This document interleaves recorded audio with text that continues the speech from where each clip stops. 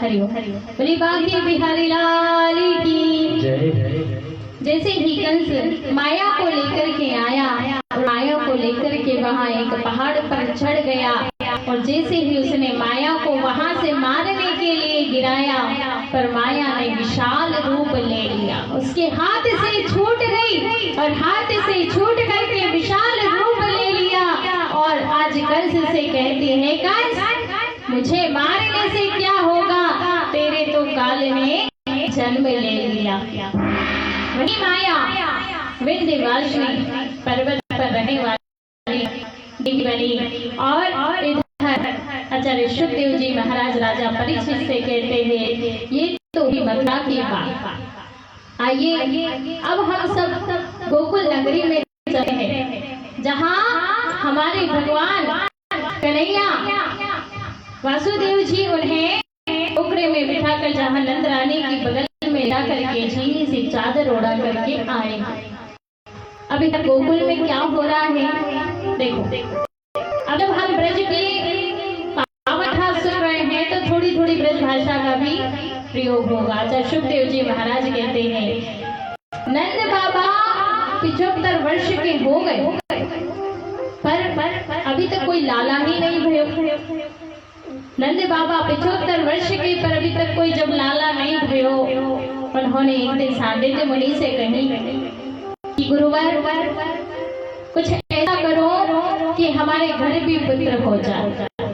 उनके गुरु ने कहा कि नाई कब करे महाराज, चकाचक घुटवा दो, सोए आपके घर लाला हो जाएगा।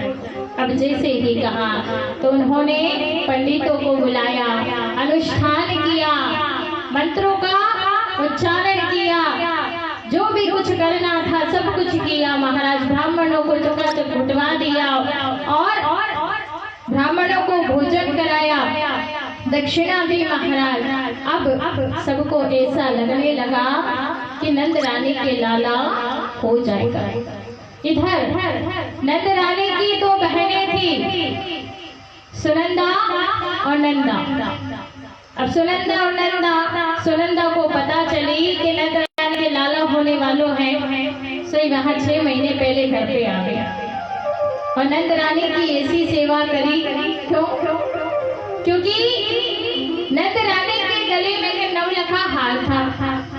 अब सुनंदा ने सोची कि नहीं भाभी के लाला हो जाए तो ये जो 9 लखा हार है ये हमें ही मिलेगो और किन्हें मिलेगो। सोई सुनंदा बड़ी अपनी भाभी की सेवा करने लगी, खूब सेवा करी महाराज। एक दिन क्या हुआ, हमारे प्रभु ने अष्टमी तिथि के दिन अवतार लिया। 9वीं तिथि के दिन प्रातःकाल सुनंदा ने सोचा कि भाभी रोज जल्दी जग जाया करती थी, आज क्यों नहीं जगी।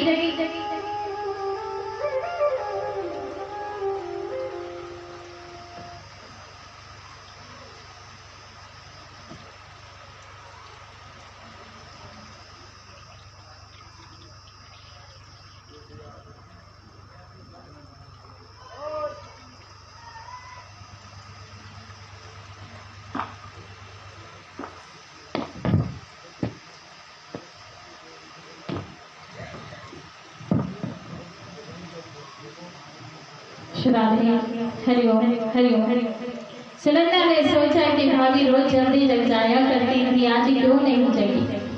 सुनंदा ने जब सोचा मन में, इधर वहाँ भाभी के महल में गई और महल में जाकर के क्या देखती है कि भाभी तो सो रही है, झीनी सी चादर ओढ़े वहाँ सो रही थी महाराज, और बगल में झीनी सी चादर ओढ़ के लाला ले। सुनंदा ने पहले तो 21 बार हरि शरणम का जाप किया। क्यों? कहीं लाली हुई तो लाली होने में कोई और तकलीफ तो नहीं है, लेकिन जो 9 लखा हार है वो तो लाला होने पर ही मिलेगा। यानी है सुनंदा ने भगवान का नाम लिया, प्रभु अच्छी करी लाला भयो पर लाली नहीं होना चाहिए, क्योंकि हमें 9 लखा हार चाहिए। भाभी की इतनी सेवा करी। अब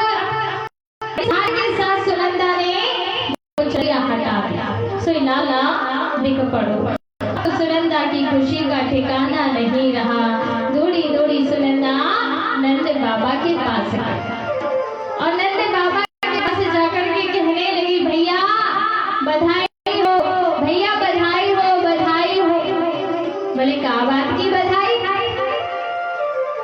उस समय नंद बाबा गो सेवा कर रहे थे और गो सेवा करते करते जानते हो क्या कह रहे थे?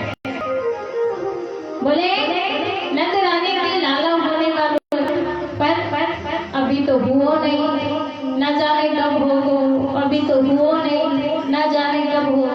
इतने में सुनंदा जब पहुंची तो सुनंदा ने कहा कि भैया बधाई हो, बधाई हो। क्या बात की बधाई? बोले आपने जो अनुष्ठान करे, आपने जो पंडित जमाए, आपने जो सब कछु करो ना, आज उसका परिणाम आपके घर लाला भयो है। अच्छा लाला भयो है? हाँ लाला भयो है। नंद बाबा का ठिकाना नहीं रहा खुशी का।